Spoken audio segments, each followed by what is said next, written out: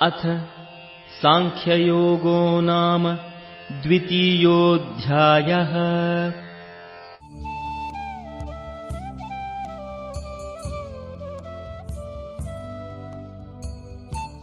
श्रुतिविप्रतिपन्ना ते यदा स्थास्यति निश्चला समाधावचला बुद्धिः तदा योगमवाप्स्यसि।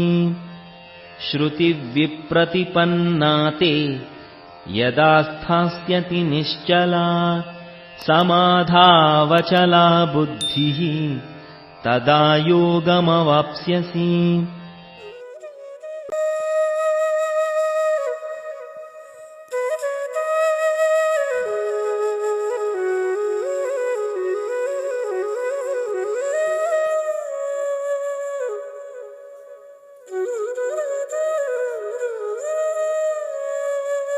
ధన్యవాదములు.